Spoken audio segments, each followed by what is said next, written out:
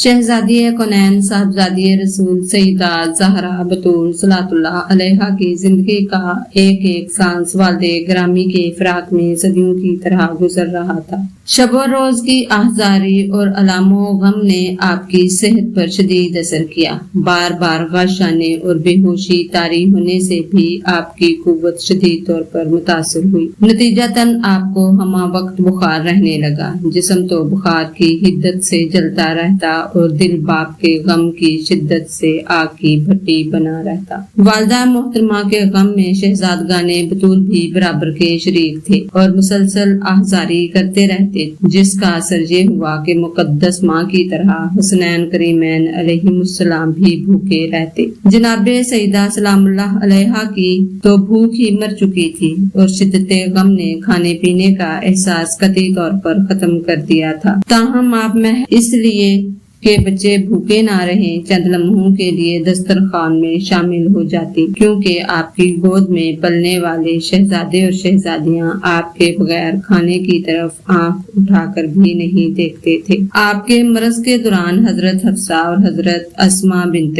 Umais रज़ियल्लाहु ताला अन्हुन्ना घरेलू काम काज में पूरी दिलचस्पी रखती और खाना वगैरह पकाने का एहतमाम करती। रमजानुल मुबारक 11 हिजरी को खिलाफे मामूल जनाबे सईदा सलामुल्लाह अलैहा के रुखे अनवर से गमो अलाम के बादल एकदम छट गए और यूं मालूम होने लगा जैसे आपको मुकम्मल अफाका हो गया हो। आपने घर का तमाम काम अपने हाथों से किया। अपने साहबजादों और साहबजादियों के कपड़े भी खुद धोए और इन सब को अपने हाथों से नहला धुला कर साफ सुथरा लिबास भी पहनाया और फिर अपने दस्ते अक़दस ही से उनके लिए शाम का खाना तैयार किया। हजरत अली करमुल्लाह वजहुल करीम घर में तशरीफ लाए तो आपको हशाश बशाश देखकर नहायत खुश हुए और जनाबे सईदा सलामुल्लाह अलैहा से इस फरहतो इन बसात के हवाले से पूछा। मौलाए कायनात असदुल्लाह गालिब सैयदना हैदर करार रज़ियल्लाहु ताला अन्हो के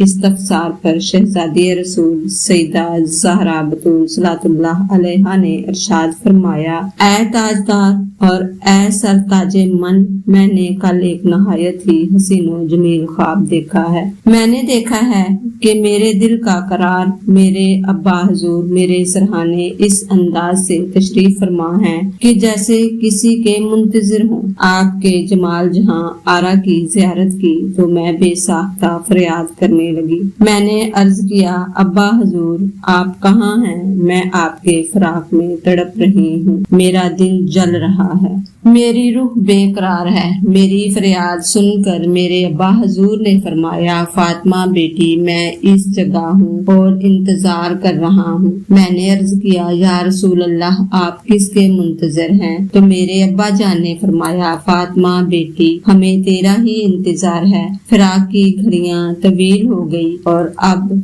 ना ताबे जुदाई है और ना याराए फराक। तुम्हारी रूह अलाइके जिस्म से इनकता करके हमसे मुलाकात करने वाली है। प्यारी बेटी तैयारी करो, हम तुम्हें लेने आए हैं। जब तक तुम नहीं आओगी हम नहीं जाएंगे। अब्बा हुजूर से ये मुद्दाए जहाँ फिजा सुना तो मेरे दिल को सुकून और रूह को करार आ गया। मैंने अर्ज किया, अब्बा जान मैं तो पहले ही दीदार को तरस रही हूँ, मुझे जल्द अपने पास बुला लीजिए। मेरी बेकरारी देखकर मेरे अब्बा हुजूर ने फरमाया, बेटी जल्द मुलाकात होने वाली है, कल तुम हमारे पास होगी। ख्वाब बयान फरमाने के बाद सईदा ताहिरा सलामुल्लाह अलैहा ने इरशाद फरमाया कि या अली मुझ पर इस वक्त से शौके ज़ियारते मुस्तफा का गलबा है और मुझे यकीन है कि या तो आज की रात या कल को अपने अब्बा हुजूर के पास पहुंच जाऊंगी। मेरी रुखसत का वक्त इंतहाई करीब है। यही वजह है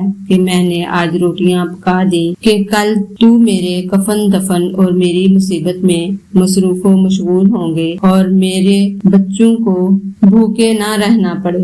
और अपने बच्चों के कपड़े मैंने इसलिए धोए हैं कि मेरे बाद शायद कोई मेरे यतीमों के कपड़े धोए या ना धोए और मेरे बच्चों का हाले زار کوئی پوچھے یا نہ پوچھے، میں چاہتی ہوں کہ اپنے بچوں کے سر میں کنگھی کر کے ان کی زلفیں سنوار کر دیکھ لوں، نہ معلوم ان کے غبار میں اٹے ہوئے گیسو کوئی بعد میں دھوئے یا نہ دھوئے۔ جناب حیدر کرار رضی اللہ تعالی عنہ نے سیدہ طیبہ طاہرہ صلوات اللہ علیہا کی یہ درد بھری گفتگو سنی تو آپ کی زندگی آنکھوں میں آنسو کا سیلاب موجزن ہو گیا۔